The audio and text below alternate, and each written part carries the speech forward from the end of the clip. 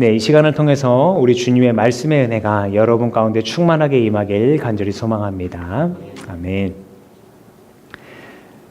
우리 주님 예수 그리스도께서 이 땅에 다시 오실 것을 기다리는 대림절 둘째 주입니다. 오늘 성경에서는 주님 오심을 기다리는 자세의 본을 보여주는 그런 인물이 등장합니다. 바로 세례자 요한입니다. 예수님께서 오신 뒤에 이를 기록한 것이 신약 성경인데 그에 앞서 구약 성경에서부터 예수님이 오실 것을 예언하고 있었습니다. 예를 들면 우리가 지난주에 보았던 창세기에서부터 여자의 후손이 뱀의 후손의 머리를 깨부수겠다 하신 이 예언의 말씀처럼 창세기에서부터 말라기에 이르기까지 예수께서 이 땅에 오실 것을 계속 예언하였습니다. 그런데 예수님의 오시는 것을 준비하는 사람에 대한 예언도 우리는 성경에서 찾아볼 수 있습니다. 대표적으로 오늘 구약 말라기서의 말씀이 바로 그 예언인데요. 다시 한번 말씀을 보면 누구를 보내겠다고 하십니까? 특사를 보내겠다고 하십니다. 그래서 그가 나의 갈 길을 닦을 것이다 라고 말씀하십니다. 또 시편 대신 읽었던 이 누가복음 말씀, 이것은 사가랴, 그러니까 세례자 요한의 아버지가 예언하며 부른 노래인데요. 여기에서도 자기 아들을 가리켜서 더없이 높으신 분의 예언자다라고 얘기하고 있고요. 그의 길을 예비할 자다라고 노래하고 있습니다. 그리고 오늘 복음서에서는 이 세례자 요한이 이사야의 예언서에 적힌 대로 그렇게 등장한 인물이다라고 얘기하고 있는데요. 우리 같이 한번 읽어보겠습니다. 시작. 광야에서 외치는 이의 소리가 있다. 너희는 주님의 길을 예비하고 그 길을 곧게 하여라. 모든 골짜기는 메우고 모든 산과 언덕은 평평하게 하고 굽은 것은 곧게 하고 험한 길은 평탄하게 할 것이니 모든 사람이 하나님의 구원을 보게 될 것이다. 아멘. 이렇게 예언에서 표현된 행동들은 예비하다, 길을 닦다, 길을 곧게 하다, 또 길을 평탄하게 하다 등등인데 그 핵심을 얘기하자면 결국은 길을 준비한다 하는 거예요.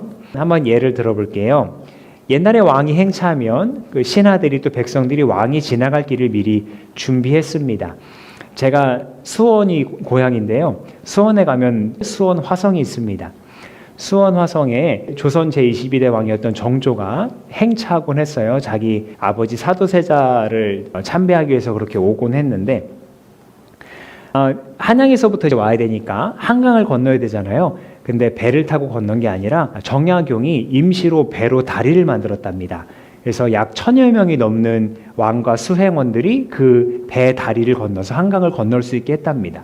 그리고 또 이런 일도 있었대요. 백성들을 만나서 왕이 물었어요. 너에게 어려움이 없느냐? 백성들이 처음에는 얘기를 잘 못하고 쭈뼛쭈뼛 했는데 그래도 얘기해라 하니까 왕이 오시는데 눈이 너무 많아서 눈을 치우느라 힘들었습니다 라고 얘기를 했대요. 그러니까 정조대왕이 그러면 내가 눈이 오지 않는 봄과 가을에 그것도 농한기에 내가 오겠다라고 얘기를 했다고 합니다.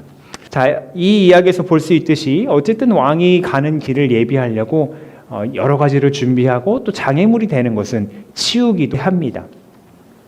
이것처럼 왕이 오는 길을 준비한다, 예비한다, 그 길을 평탄하게 한다 하는 인물로 성경에서는 세례 요한, 그를 특사로 얘기하고 있는 겁니다. 그러면 이 요한은 주님께서 오시는 그 길을 어떻게 준비하였을까요? 오늘 복음서 말씀에 요한이 한 행동을 이렇게 얘기해요. 죄사함을 받게 하는 회개의 세례를 선포하였다고 합니다. 이 세례는 무엇을 위한 것이었냐면 회개를 위한 세례였고요. 이 회개는 죄사함을 받게 하는 회개였습니다. 다시 말해서 회개하여서 죄를 용서받으라고 그렇게 세례를 베풀었다는 거예요. 결국 죄를 용서받는 것이 주님 오시는 길을 준비하는 가장 중요한 사역이었다는 겁니다. 다시 한번요. 죄를 용서받게 하는 것이 주님 오실 길을 준비하는 가장 중요한 핵심이었습니다. 그 죄를 용서받는 것이 중요한 것은 죄를 용서받지 못한 자는 주님 오실 때에 심판에 따른 벌이 기다리고 있을 뿐이기 때문입니다. 그래서 반드시 회개가 필요한 거예요. 회개는 단순히 내가 뭘 잘못했네, 그 잘못을 뉘우치는 수준을 넘어서서 완전히 방향을 돌이킨다는 의미를 갖고 있습니다. 여기에서 우리는 죄의 근본적인 의미에 대해서도 좀 생각해 볼 수 있어요. 우리가 어떤 규칙을 어기거나 아니면 법을 어기는 것도 좁은 의미에서는 죄라고 할 수 있어요. 그런데 성경에서는 그것들을 포함하여서 하나님을 온전히 믿지 못하고 하나님 말씀에 온전히 따르지 못하는 것도 그것을 오히려 더 근본적인 죄라고 이야기합니다. 조금 더 직접적으로 얘기하면 하나님을 사랑하지 못하는 것을 죄라고 이야기합니다. 그래서 하나님을 모르던 혹은 하나님을 알면서도 거리를 두고 있던 그런 삶에서, 다시 말해 내가 내 삶의 주인이라고 말해오던 그 삶에서 돌이켜서 주님만이 나의 주인이십니다, 나의 주님입니다 라고 말하는 그 삶의 방향으로 돌이키는 것, 이것을 우리가 회개라고 이야기합니다. 그렇게 삶의 방향을 돌이킬 때 내 마음대로 살던 그 죄의 모습을 주님께서는 용서해 주신다는 거고요. 그러니까 세례자 요한은 사람들에게 그 삶의 방향을 돌이켜서 하나님의 구원으로 오시는 예수님을 볼 수 있도록 그렇게 준비하였던 겁니다.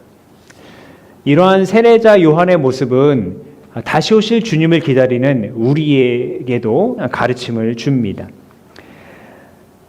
예수님께서 다시 오신다고 하셨기 때문에 우리도 그의 오실 길을 준비해야 할 텐데요. 요한이 했던 것처럼 죄사함을 받는 회개의 세례를 선포하는 겁니다. 다시 말해 예수님께서 심판의 주로 느닷없이 오시기 전에 회개의 세례를 통해서 새로운 사람으로 거듭나고 죄의 용서를 받으라고 전할 수 있어야 한다는 겁니다. 우리가 읽진 않았습니다만 말라기서 말씀에서 주님은 이렇게 경고하세요. 내가 너희를 심판하러 가겠다. 점치는 자와 간음하는 자와 거짓으로 증언하는 자와 일꾼의 품삯을 떼먹는 자와 과부와 고아를 억압하고 나그네를 학대하는 자와 나를 경외하지 않는 자들의 잘못을 증언하는 증인으로 기꺼이 나서겠다. 나 만군의 주가 말한다 하는 것처럼 말입니다. 그래서 먼저 주님을 믿고 또 주님을 기다리는 우리는 분연히 일어나서 하나님을 따르지 않는 길에서 돌이켜 하나님의 백성이 되라고 그의 통치 안으로 들어오라고 전할 수 있어야 합니다. 이렇게 주님 오실 길을 준비하는 이러한 자세는 개인적인 것에만 머무르지 않습니다. 우리가 아까 복음서를 읽을 때 누가 다스린 지 15년이 됐고 누가 어디를 다스리고 했던 통치자들의 이름이 쭉 나열되었던 것 기억하십니까? 자, 이렇게 통치자들의 이름이 나온 것은 먼저는 성경의 기록이 역사의 흐름과 같이 가고 있다는 것, 이것을 얘기해 주는데요. 더 나아가서 주의 백성들을 억압하고 또 짓누르는 세상의 통치자들이 그렇게 있지만 그들을 심판하러 주님이 오신다. 그 주님이 오시기 때문에 회개해야 된다라고 세례 요한이 선포하고 있다는 것 다시 한번 강조하고 있던 겁니다. 이 세상의 통치자들의 이야기가 나와서 이렇게 좀 말씀을 드리고자 하는데요. 여러분께서 주중에 많이 놀라셨을 줄 압니다. 저도 많이 놀랐고 잠을 잘 못 이룰 정도였는데 나라가 많이 혼란스럽고 또 어수선합니다. 이번 기회를 통해서 우리는 다시 한번 보게 된 거죠. 세상의 통치자들이 또 그들의 통치가 얼마나 불완전한가, 또 그들의 그 욕심 때문에 오히려 나라의 주권자들인 국민이 얼마나 고통받는 상황에 처할 수 있는가, 우리는 두 눈으로 똑똑히 지켜보았습니다. 그래서 우린 더 외쳐야 되는 거죠. 이 세상의 불완전한 통치가 아니라 완전하신 통치자가 곧 다시 오신다고요. 그 주님을 기다려야 한다고요. 땅을 평탄케 하고 주님 오실 길을 준비했던 이 세례자 요한처럼, 그 특사처럼 우리도 그를 맞이하기 위해 세상에 외쳐야 하는 겁니다. 완전하신 통치자께서 곧 오시니 회개에 합당한 열매를 맺고 그를 맞이할 준비를 해야 된다고 말입니다.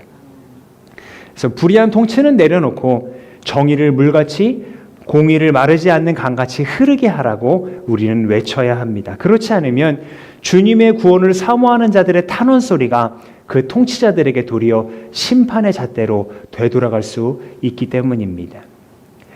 여러분, 이 앞에 두 개의 초가 보이시죠? 지난주부터 켰던 첫 번째 초는 기다림을 의미합니다. 그리고 오늘 킨 이 두 번째 초는 회개와 평화를 의미합니다. 하지만 이 평화라는 것 사람의 힘으로 이룰 수 없습니다. 오직 주님만이 우리의 주인이시라고 회개하고 고백하고 우리의 삶을 돌이킬 때 비로소 하늘로부터 임하는 은혜입니다. 우리가 기다리는 주님께서 주시는 그런 완전한 평화입니다. 그렇게 회개와 평화를 외치면서 주님 오실 그 길을 준비하는 우리 모두가 될 수 있기를 간절히 소망합니다. 기도하겠습니다.